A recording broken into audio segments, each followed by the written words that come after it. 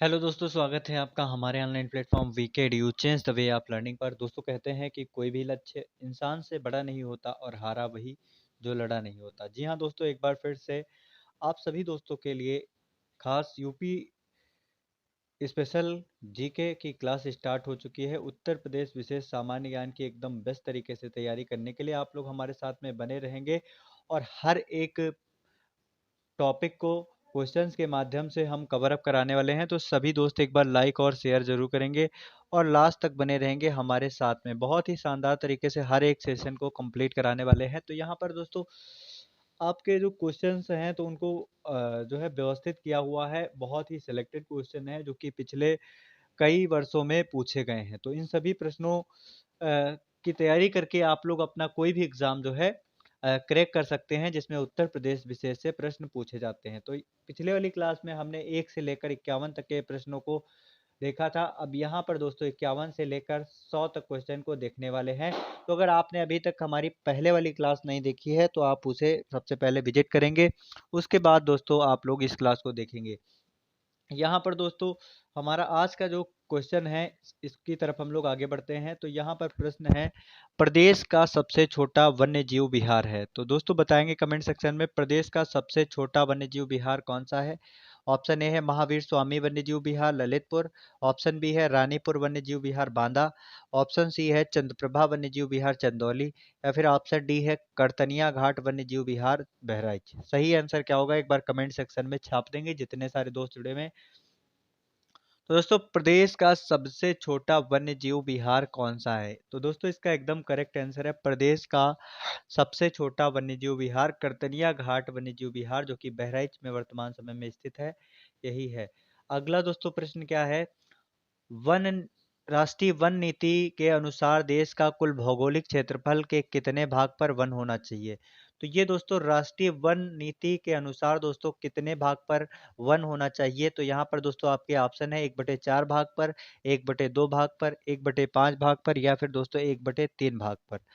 तो सही आंसर क्या होगा एक बार सभी दोस्त बताएंगे। तो राष्ट्रीय वन नीति के अनुसार दोस्तों भौगोलिक क्षेत्रफल के कितने भाग पर वन होना चाहिए।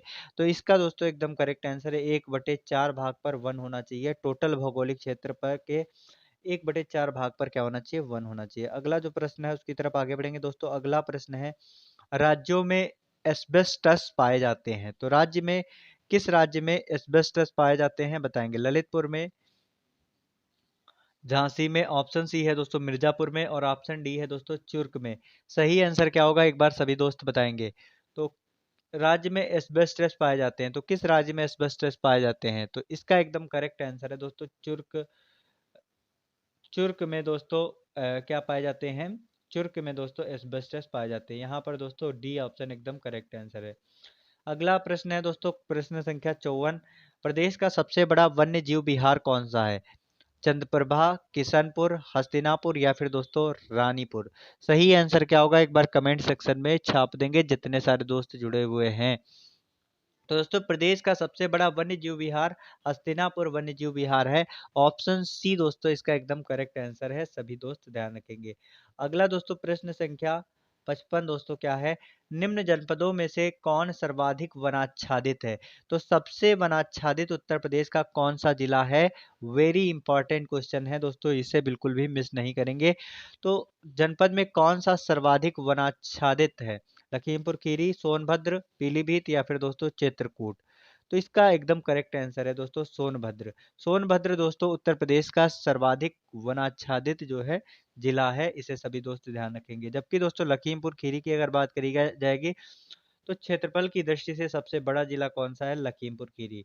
अगले प्रश्न की ओर आगे बढ़ेंगे दोस्तों। अगला प्रश्न है प्रश्न संख्या 56, निम्न में से किस स्थान पर एक नाभिकीय ऊर्जा परियोजना है। दोस्तों बहुत ही इंपॉर्टेंट प्रश्न है, बताएंगे। ओबरा, ऑप्शन बी है पनकी, ऑप्शन सी है हरदुआगंज, ऑप्शन डी है नरौरा। तो निम्नलिखित में से किस स्थान पर एक नाभिकीय ऊर्जा परियोजना है।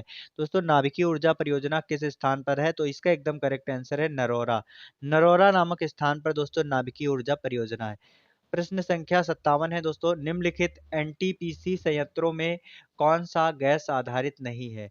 तो एनटीपीसी संयंत्रों में कौन गैस आधारित नहीं है, औरैया, ऑप्शन ए है औरैया, ऑप्शन बी है आंवला, ऑप्शन सी है दादरी और ऑप्शन डी है तांडा। तांडा सही आंसर क्या होगा एक बार कमेंट सेक्शन में छाप देंगे। तो दोस्तों एनटीपीसी संयंत्रों में कौन गैस आधारित नहीं, तो दोस्तों टांडा स्थल इसका एकदम करेक्ट आंसर है। ठीक है, अगला जो प्रश्न है उसकी तरफ आगे बढ़ेंगे। प्रश्न संख्या 58, ओबरा ताप विद्युत केंद्र की स्थापना किस देश के सहयोग से की गई है, कमेंट सेक्शन में छाप देंगे। तो ओबरा ताप विद्युत केंद्र की स्थापना दोस्तों किस देश की सहायता से की गई है, इसका एकदम करेक्ट आंसर है दोस्तों सोवियत संघ रूस। ऑप्शन ए इसका एकदम करेक्ट आंसर है, इसे सभी दोस्त ध्यान रखेंगे।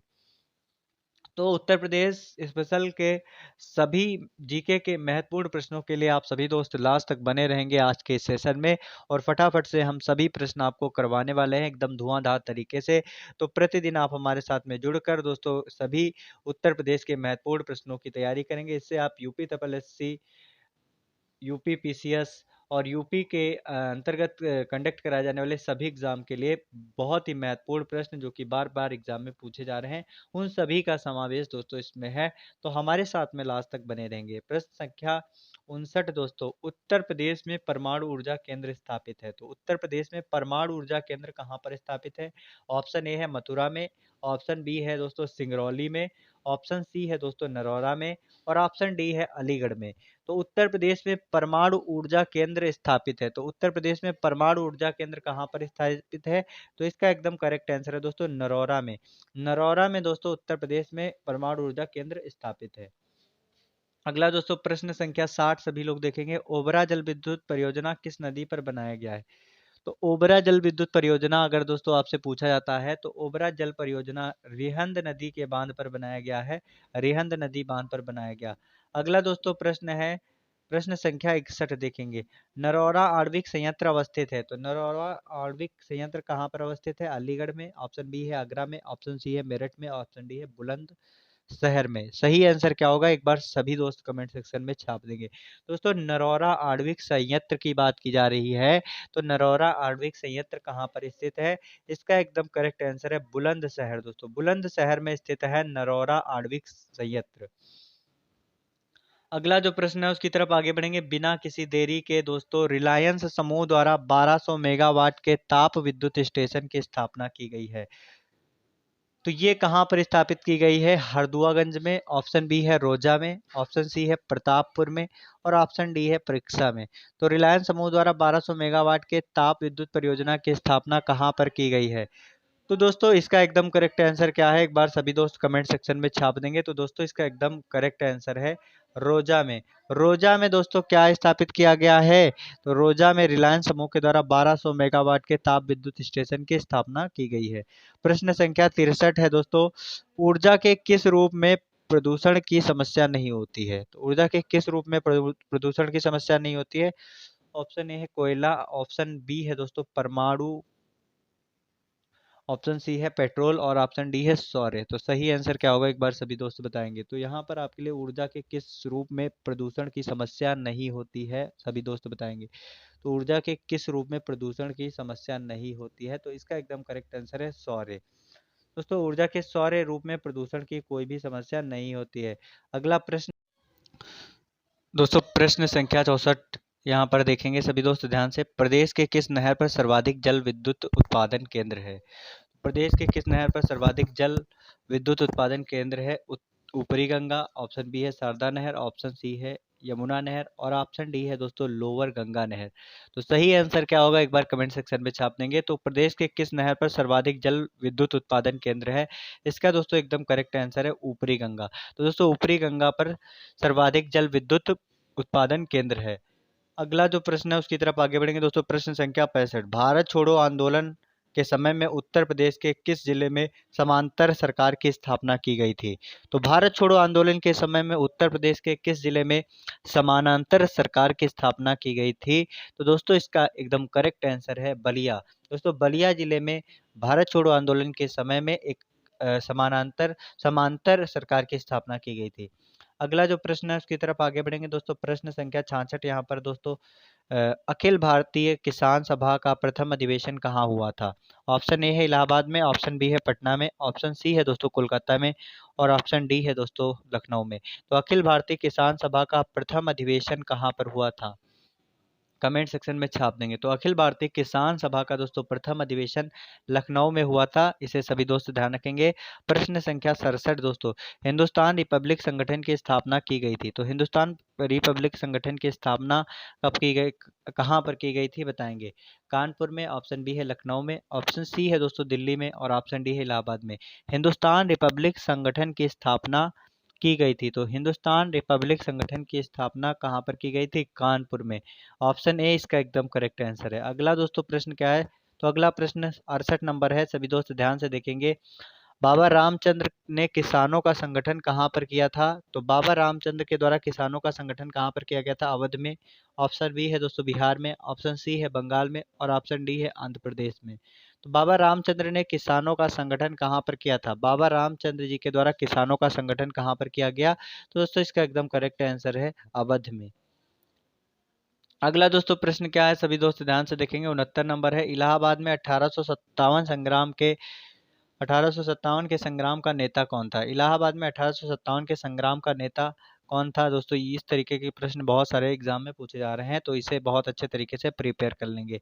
दोस्तों इलाहाबाद में 1857 के संग्राम का नेता कौन था, नाना साहब, अजीमुल्लाह, तात्या टोपे, या फिर दोस्तों मौलवी लियाकत अली। तो सही आंसर क्या होगा, एक बार कमेंट सेक्शन में छाप देंगे। तो दोस्तों इसका एकदम करेक्ट आंसर है मौलवी लियाकत अली, ऑप्शन डी दोस्तों इसका एकदम करेक्ट आंसर है।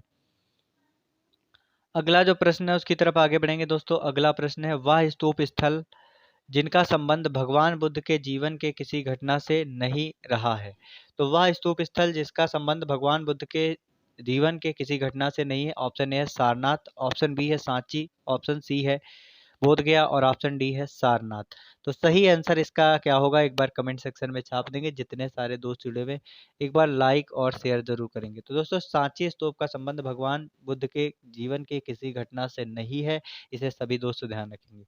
अगला दोस्तों प्रश्न है, निम्नलिखित में से उत्तर प्रदेश के किस स्थान पर हर्षवर्धन ने महाबौद्ध बौद्ध महासम्मेलन का आयोजन किया था।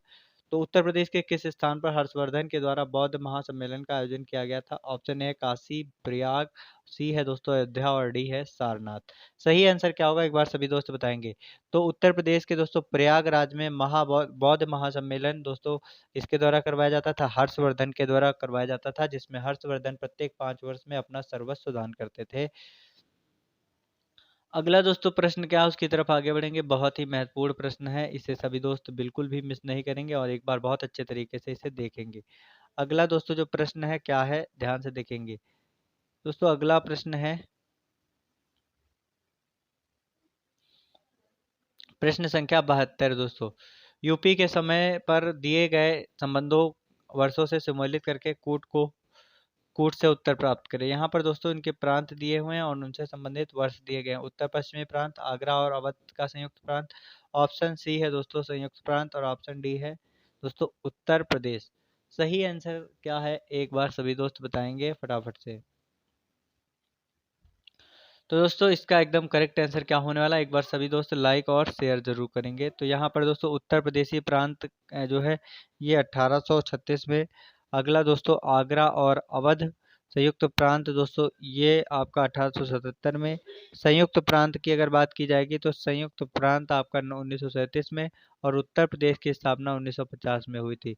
तो इस तरीके से दोस्तों आपका मैच कर लेंगे और जो सही बनेगा इसको कर लेंगे। तो यहाँ पर पहला है 4 से, दूसरा है 3 से, और तीसरा है 2 से, और चौथा 1 से। ऑप्शन सी दोस्तों इसका एकदम करेक्ट आंसर बन पा रहा है। अगला जो प्रश्न है उसकी तरफ आगे बढ़ेंगे। अगला प्रश्न प्रश्न संख्या 73 क्या है, ध्यान से देखेंगे। आगरा की स्थापना किसने की थी। तो आगरा शहर की स्थापना किसके द्वारा की गई, आगरा, बहलोल लोदी, फिरोज तुगलक, खिज्र खान ने, या फिर सिकंदर लोदी ने। तो आगरा शहर की स्थापना किसके द्वारा करवाई गई, एक बार सभी दोस्त बताएंगे। तो आगरा शहर की स्थापना की अगर बात करेंगे तो आगरा शहर की स्थापना सिकंदर लोदी ने करवाई थी। किसने करवाई थी, सिकंदर लोदी ने आगरा शहर की स्थापना की थी, ध्यान रखेंगे। हर्षवर्धन ने 2 महान धार्मिक सम्मेलनों का आयोजन कहाँ पर किया था। तो हर्षवर्धन ने 2 महान धार्मिक सम्मेलनों का आयोजन कहाँ पर किया था। तो हर्षवर्धन ने 2 महान धार्मिक सम्मेलनों का आयोजन दोस्तों कहाँ पर किया था, कन्नौज प्रयाग में, ऑप्शन बी है प्रयाग और थानेश्वर में, ऑप्शन सी है थानेश्वर और बल्लभी में, ऑप्शन डी है बल्लभी और प्रयाग में। सही आंसर क्या होगा एक बार सभी दोस्त बताएंगे। तो इसका एकदम करेक्ट आंसर है दोस्तों, कन्नौज प्रयाग में हर्षवर्धन ने 2 महान धार्मिक सम्मेलन का आयोजन किया था। प्रश्न संख्या 75 दोस्तों क्या है, देखेंगे ध्यान से। कुशीनारा वर्तमान कुशीनगर किसकी राजधानी थी, बताएंगे। कुशीनारा वर्तमान कुशीनगर किसकी राजधानी थी? ऑप्शन ए है भग्गो की, ऑप्शन बी है लिच्छवियों की, ऑप्शन सी है दोस्तों मल्लों की, और ऑप्शन डी है दोस्तों शाक्यों की। तो सही आंसर क्या होगा एक बार कमेंट सेक्शन में बताएंगे सभी दोस्त। तो कुशीनगर वर्तमान समय में किसकी राजधानी थी? तो इसका सही आंसर क्या होगा एक बार सभी दोस्त कमेंट सेक्शन में छाप देंगे। इसका एकदम करेक्ट आंसर है मल्लों की। तो कुशीनारा जो है मल्लों की राजधानी थी। अगला प्रश्न है दोस्तों, महात्मा बुद्ध का महापरिनिर्वाण कहाँ हुआ था? तो इसके ऑप्शन क्या हैं, ध्यान से सभी दोस्त देखेंगे। ऑप्शन ए है काशी में, लुम्बिनी में, कुशीनगर में, या फिर श्रावस्ती में। महात्मा बुद्ध का परिनिर्वाण महापरिनिर्वाण कहाँ पर हुआ था, कमेंट सेक्शन में छाप देंगे। दोस्तों महात्मा बुद्ध का महापरिनिर्वाण कुशीनगर में हुआ था। ऑप्शन सी दोस्तों इसका एकदम करेक्ट आंसर है, इसे सभी दोस्त ध्यान रखेंगे। अगला जो प्रश्न है, प्रश्न संख्या 77, महात्मा बुद्ध का जन्म कहाँ पर हुआ था? ऑप्शन ए है वैशाली, लुम्बिनी, कपिलवस्तु, या फिर दोस्तों पाटलिपुत्र में। सही आंसर क्या होगा एक बार सभी दोस्त कमेंट सेक्शन में छाप देंगे। तो महात्मा बुद्ध का जन्म कहाँ पर हुआ था? तो सभी को पता है कि महात्मा बुद्ध का जन्म जो है लुम्बिनी में हुआ था। कहाँ पर हुआ था? लुम्बिनी में महात्मा बुद्ध का जन्म हुआ था। अगला जो प्रश्न है उसकी तरफ आगे बढ़ेंगे। प्रश्न संख्या 78 को ध्यान से देखेंगे यहाँ पर सभी दोस्त। तो दोस्तों जो अगला प्रश्न है इसको ध्यान से देखेंगे। प्रश्न संख्या 78 क्या है, 1 नवंबर 1858 ईस्वी को महारानी की घोषणा पत्र को इलाहाबाद में पढ़कर किसने सुनाया था? तो 1 नवंबर 1858 को महारानी के घोषणा पत्र को इलाहाबाद में किसने पढ़कर सुनाया था? ऑप्शन ए है lord William Bentinck, option B है लॉर्ड कैनिंग, ऑप्शन सी है लॉर्ड बर्नहम, या फिर ऑप्शन डी है हरकोर्ट बटलर। सही आंसर क्या होगा एक बार सभी दोस्त बताएंगे। तो दोस्तों 1 नवंबर 1858 को लॉर्ड कैनिंग ने महारानी के घोषणा पत्र को इलाहाबाद में पढ़कर सुनाया था। अगला दोस्तों प्रश्न क्या है, ध्यान से देखेंगे। कानपुर षड्यंत्र मुकदमा किस आंदोलन के नेताओं के विरुद्ध था? दोस्तों बहुत ही इंपॉर्टेंट क्वेश्चन है। कानपुर षड्यंत्र मुकदमा किस आंदोलन के नेताओं के विरुद्ध था? तो दोस्तों सभी दोस्त ध्यान रखेंगे, जो कानपुर षड्यंत्र मुकदमा यह दोस्तों साम्यवादी आंदोलन के नेताओं के विरुद्ध था। ध्यान रखेंगे, साम्यवादी नेताओं के विरुद्ध था। अगला दोस्तों प्रश्न जो कि उत्तर प्रदेश से संबंधित घटना है, चौरी चौरा घटना कब घटी? तो दोस्तों गोरखपुर में ये घटना घटित हुई थी। तो दोस्तों इसकी तिथि क्या है? तो चौरी चौरा घटना आपके इतिहास के लिए भी बहुत ही महत्वपूर्ण प्रश्न है। तो चौरी चौरा घटना की बात आती है तो 5 फरवरी 1922 को चौरी चौरा घटना घटित हुई थी। अगला जो प्रश्न है उसकी तरफ आगे बढ़ेंगे दोस्तों, सभी दोस्त ध्यान से देखेंगे। यहाँ पर दोस्तों अगला प्रश्न क्या है, प्रश्न संख्या 81, उत्तर प्रदेश के किस शहर को सल्तनत काल में पूर्व का सिराज कहा जाता था? तो इसका सही आंसर क्या है एक बार सभी दोस्त बताएंगे। उत्तर प्रदेश के किस शहर को सल्तनत काल में पूर्व का सिराज कहा जाता था? आगरा को, ऑप्शन बी है दिल्ली को, वाराणसी को, या फिर ऑप्शन डी है दोस्तों जौनपुर को। तो किस शहर को सल्तनत काल में पूर्व का सिराज कहा जाता था? इसका सही आंसर है जौनपुर। दोस्तों जौनपुर शहर को सल्तनत काल में पूर्व का सिराज कहा जाता था। अगला दोस्तों प्रश्न क्या है, ध्यान से देखेंगे। अगला दोस्तों प्रश्न है प्रश्न संख्या 82 दोस्तों, ध्यान से देखेंगे। काकोरी षड्यंत्र केस हुआ था, तो काकोरी षड्यंत्र केस कब हुआ था? 1925 में, 1920 में, 1930 में, या फिर दोस्तों 1935 में। तो काकोरी षड्यंत्र केस दोस्तों कब हुआ था? तो काकोरी षड्यंत्र केस की अगर बात करेंगे तो दोस्तों काकोरी षड्यंत्र केस 1925 में हुआ था। कब हुआ था? 1925 में। अगला प्रश्न है प्रश्न संख्या 83, सारनाथ का प्राचीन नाम क्या था? बहुत ही इंपॉर्टेंट प्रश्न है। तो इसका सारनाथ का प्राचीन नाम क्या था? ईसापत्तन, मृगदाव, ऑप्शन सी है सारनाथ, या फिर ऑप्शन डी है ए एवं बी दोनों। तो दोस्तों इसका सही आंसर क्या होगा एक बार कमेंट सेक्शन में छाप देंगे। तो दोस्तों सारनाथ का प्राचीनतम नाम है ईसाई पत्तन और मृगदाव दोस्तों ये दोनों है, तो इसलिए ऑप्शन डी आपका एकदम करेक्ट आंसर है। ए व बी दोनों इसके लिए सही हैं। प्रश्न संख्या 84 दोस्तों, जौनपुर नगर किसकी स्मृति में स्थापित किया गया था? तो जौनपुर नगर किसकी स्मृति में स्थापित किया गया था, कमेंट सेक्शन में छाप देंगे। तो जौनपुर दोस्तों मोहम्मद बिन तुगलक के स्मृति में स्थापित किया गया था। ऑप्शन बी दोस्तों इसका एकदम करेक्ट आंसर है। अगले प्रश्न की ओर आगे बढ़ेंगे दोस्तों। अगला प्रश्न है, निम्न में से किन स्थानों की तीर्थ यात्रा अशोक ने नहीं की थी? तो किन स्थानों की यात्रा अशोक ने नहीं की थी, कमेंट सेक्शन में छाप देंगे। अयोध्या, हरिद्वार, गया, कुशीनगर। ऑप्शन सी है लुम्बिनी, कपिलवस्तु। ऑप्शन डी है सारनाथ, श्रावस्ती। सही आंसर जो है कमेंट सेक्शन में सभी दोस्त छाप देंगे। तो किस स्थान की तीर्थ यात्रा अशोक ने नहीं की थी? तो दोस्तों इसका एकदम करेक्ट आंसर अयोध्या और हरिद्वार। अयोध्या और हरिद्वार की यात्रा जो है अशोक के द्वारा नहीं की गई थी। टोपरा दोस्तों अभिलेख सहारनपुर में जो है मेरठ के अशोक स्तंभ लेखों में से लेख को दिल्ली में कौन लाया था? तो सभी दोस्त ध्यान रखेंगे, टोपरा अभिलेख को मेरठ के स्तंभ से, अशोक के स्तंभ से दोस्तों दिल्ली कौन लेकर गया था? अलाउद्दीन खिलजी, फिरोज शाह, मोहम्मद गौरी या फिर दोस्तों सिकंदर लोदी। तो इसका एकदम करेक्ट आंसर है फिरोज शाह दोस्तों। फिरोज शाह तुगलक टोपरा अभिलेख को मेरठ से के अशोक स्तंभ में से कहाँ ले गया था? अशोक स्तंभ लेख को दिल्ली ले गया था। प्रश्न संख्या 87 दोस्तों ध्यान से देखेंगे। सन 1857 के प्रथम स्वतंत्रता आंदोलन में बरेली में किसने नेतृत्व किया था? तो दोस्तों 1857 के प्रथम स्वतंत्रता आंदोलन में बरेली में किसने नेतृत्व किया था, कमेंट सेक्शन में छाप देंगे। बरेली में दोस्तों किसके द्वारा नेतृत्व किया गया? तो बरेली में दोस्तों खान बहादुर के द्वारा नेतृत्व किया गया, इसे ध्यान रखेंगे, खान बहादुर के द्वारा नेतृत्व किया गया। अगला जो प्रश्न है उसकी तरफ आगे बढ़ेंगे, सभी दोस्त ध्यान से देखेंगे और एक बार लाइक और शेयर करेंगे। 1857 के प्रथम स्वतंत्रता आंदोलन में निम्न में से कौन संबंधित नहीं था? तो 1857 के प्रथम स्वतंत्रता आंदोलन में कौन शामिल नहीं था, कमेंट सेक्शन में छाप देंगे। बेगम हजरत महल, कुंवर सिंह, उधम सिंह या फिर दोस्तों मौलवी अहमद शाह। इसका सही आंसर जो भी है कमेंट सेक्शन में छाप देंगे। तो दोस्तों 1857 के प्रथम स्वतंत्रता आंदोलन में उधम सिंह दोस्तों इसमें संबंधित नहीं था। अगला प्रश्न है दोस्तों, यूपी विधानसभा के पहले अध्यक्ष थे, तो पहले अध्यक्ष कौन थे, कमेंट सेक्शन में बताएंगे सभी दोस्त। मदन मोहन वर्मा, पुरुषोत्तम दास टंडन, आत्माराम गोविंद खेरे या फिर दोस्तों नबी उल हसन। तो इसका सही आंसर क्या है एक बार सभी दोस्त बताएंगे। तो यूपी विधानसभा के प्रथम अध्यक्ष कौन थे? तो यूपी विधानसभा के प्रथम अध्यक्ष दोस्तों पुरुषोत्तम दास टंडन थे, इसे सभी दोस्त ध्यान रखेंगे। प्रश्न संख्या 90 दोस्तों बहुत ही इंपॉर्टेंट है। अब तक उत्तर प्रदेश में कितनी महिलाएं मुख्यमंत्री बनी हैं, कमेंट सेक्शन में छाप देंगे। अब तक उत्तर प्रदेश में कितनी महिलाएं मुख्यमंत्री बनी हैं? एक बार सभी दोस्त इसका सही आंसर कमेंट सेक्शन में छाप देंगे।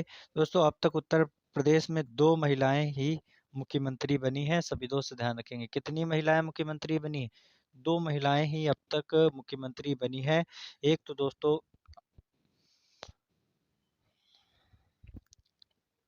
तो एक बार बताएंगे भारत की पहली महिला मुख्यमंत्री कौन है? एक बार कमेंट सेक्शन में छाप देंगे जितने सारे लोग जुड़े हैं।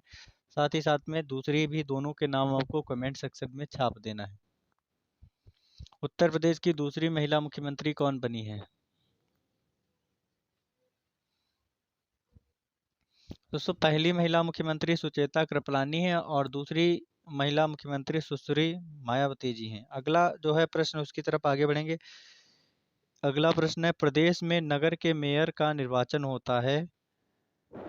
तो प्रदेश में नगर के मेयर का निर्वाचन होता है, यहाँ पर बताएंगे किसके द्वारा होता है। ऑप्शन ए है नगर निगम के सदस्यों के द्वारा। ऑप्शन बी है नगर निगम के कार्यकारिणी सदस्यों के द्वारा। ऑप्शन सी है सीधे नगर निर्वाचकों के द्वारा या फिर ऑप्शन डी है नगर निगम के सबसे बड़े राजनीतिक दल के सदस्यों के द्वारा। तो प्रदेश में नगर के मेयर का निर्वाचन किसके द्वारा होता है? तो मेयर का निर्वाचन दोस्तों सीधे नगर के निर्वाचकों के द्वारा होता है। ऑप्शन सी दोस्तों इसका एकदम करेक्ट आंसर है। बिना किसी देरी के दोस्तों अगले प्रश्न की ओर आगे बढ़ेंगे। गौतम बुद्ध नगर जिले का मुख्यालय है, तो गौतम बुद्ध नगर जिले का मुख्यालय कहाँ पर है? ग्रेटर नोएडा में। ऑप्शन बी है गाजियाबाद में। ऑप्शन सी है दोस्तों रमाबाई नगर में और ऑप्शन डी है नोएडा में। सही आंसर क्या है एक बार कमेंट सेक्शन में छाप देंगे। गौतम बुद्ध नगर जिले का मुख्यालय दोस्तों नोएडा में है, इसलिए ऑप्शन डी आपका एकदम करेक्ट आंसर। प्रश्न संख्या 93 दोस्तों ध्यान से देखेंगे, निम्नलिखित में से कौन उत्तर प्रदेश के मुख्यमंत्री नहीं रहे हैं। दोस्तों इसमें से कौन उत्तर प्रदेश के मुख्यमंत्री नहीं रहे हैं, कमेंट सेक्शन में छाप देंगे। तो दोस्तों ऑप्शन ए है गोविंद बल्लभ पंत, ये दोस्तों उत्तर प्रदेश के मुख्यमंत्री रह चुके हैं। टीएन सिंह रह चुके हैं। राम नरेश सिंह रह चुके हैं। ऑप्शन सी दोस्तों इसका एकदम करेक्ट आंसर है, नित्यानंद स्वामी। अगला प्रश्न है दोस्तों प्रश्न संख्या 94, ध्यान से देखेंगे, उत्तर प्रदेश के राजकीय चिन्ह में नहीं है, तो राजकीय चिन्ह में क्या नहीं है, सभी दोस्त बताएंगे। ऑप्शन ए मछलियां, ऑप्शन बी धनुष, ऑप्शन सी तीर और ऑप्शन डी मोर। इसका सही आंसर क्या है एक बार सभी दोस्त बताएंगे। तो दोस्तों इसका एकदम सही आंसर है मोर। दोस्तों उत्तर प्रदेश के राजकीय चिन्ह में मोर नहीं है, मछली, तीर, धनुष ये सब देखने को मिलता है। अगले प्रश्न की ओर आगे बढ़ेंगे दोस्तों। प्रश्न संख्या 95 क्या है, ध्यान से देखेंगे, राज्य के पंचायती राज संस्थाओं में महिलाओं के लिए आरक्षण है, महिलाओं की आबादी के अनुपात में। ऑप्शन बी है कुल स्थान 1/4, ऑप्शन सी है कुल स्थान का 1/3, ऑप्शन डी है आवश्यकता अनुसार। तो इसका एकदम करेक्ट आंसर है कुल स्थान का 1/3। अगला जो प्रश्न है उसकी तरफ आगे बढ़ेंगे। प्रश्न संख्या 96, उत्तर प्रदेश का राजकीय पक्षी है। दोस्तों उत्तर प्रदेश का राजकीय पक्षी क्या है, ऑप्शन ए है सारस, ऑप्शन बी है मोर, ऑप्शन सी है तोता और ऑप्शन डी है कोयल। तो उत्तर प्रदेश का राजकीय पक्षी है सारस, ऑप्शन ए इसका एकदम करेक्ट आंसर है। अगला जो प्रश्न है उसकी तरफ आगे बढ़ेंगे दोस्तों। अगला प्रश्न है, राज्य की 16वीं विधानसभा चुनाव में महिलाएं निर्वाचित हुई हैं, तो राज्य की 16वीं विधानसभा में कितनी महिलाएं निर्वाचित हुई हैं, कमेंट सेक्शन में छाप देंगे। तो दोस्तों राज्य की 16वीं विधानसभा में 35 महिलाएं निर्वाचित हुई हैं, ऑप्शन ए इसका एकदम करेक्ट आंसर है। प्रश्न संख्या 98 दोस्तों ध्यान से देखेंगे, निम्नलिखित में से कौन सा एक सही नहीं है।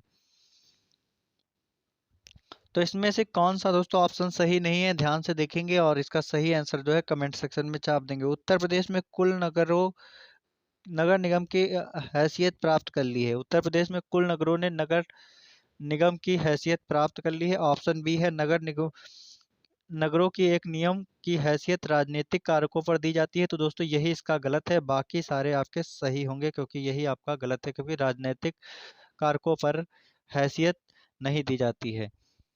अगला जो प्रश्न है उसकी तरफ आगे बढ़ेंगे दोस्तों। अगला प्रश्न है प्रश्न संख्या 99, ध्यान से देखेंगे और इसका सही आंसर जो है कमेंट सेक्शन में सभी दोस्त बताएंगे। प्रश्न संख्या 99 है दोस्तों, उत्तर प्रदेश में किसी नगर का मेयर होता है, तो किसी नगर का मेयर नगर का प्रथम नागरिक होता है, बिल्कुल सही बात है दोस्तों। अगला ऑप्शन है नगर निगम का पदेन सदस्य होता है, नगर निगम का पदेन सदस्य होता है, ये भी दोस्तों इसका एकदम करेक्ट आंसर है। अगला दोस्तों कार्यकारी समिति का पदेन सभापति होता है, तो ये भी दोस्तों इसका सही है। और तीसरा और चौथा इसका गलत है क्योंकि कार्यपालिका मशीनरी का पूर्ण नियंत्रण यह नहीं करता है। तो दोस्तों इसका एकदम सही आंसर हो जाएगा ऑप्शन बी 1 व 2 व 3। अगले प्रश्न की ओर आगे बढ़ेंगे दोस्तों। अगला प्रश्न है प्रश्न संख्या 100, ध्यान से देखेंगे। प्रश्न संख्या 100 है, निम्नलिखित में से किस नगर में नगर निगम नहीं है, तो किस नगर में नगर निगम नहीं है, कमेंट सेक्शन में सभी दोस्त बताएंगे। ऑप्शन ए है अलीगढ़, ऑप्शन बी है मुरादाबाद में, ऑप्शन सी है सहारनपुर में और ऑप्शन डी है फैजाबाद में। तो दोस्तों इसका एकदम करेक्ट आंसर है फैजाबाद। दोस्तों फैजाबाद नगर में नगर निगम नहीं है। तो यहाँ पर दोस्तों 100 क्वेश्चन कंप्लीट हो गए हैं। अब नेक्स्ट क्लास में हम आपके लिए यूपी स्पेशल अगले 50 क्वेश्चन लेकर आने वाले हैं। तो इसी तरीके से कंटिन्यू तरीके से आप हमारे साथ में जुड़कर बहुत अच्छे तरीके से यूपी जीके को अच्छे तरीके से प्रिपेयर कर पाएंगे और अपने किसी भी एग्जाम में बेस्ट स्कोर कर पाएंगे। तो सभी दोस्त एक बार लाइक और शेयर करेंगे, अगर फर्स्ट टाइम जुड़ रहे हैं तो सब्सक्राइब करेंगे। लास्ट में दोस्तों बस वही कहना चाहते हैं जो कि हर रोज़ कहते हैं कि जब आंखों में अरमान लिया, मंजिल को अपना मान लिया, अब मुश्किल क्या आसान क्या, जब ठान लिया तो ठान लिया। थैंक यू सो मच दोस्तों।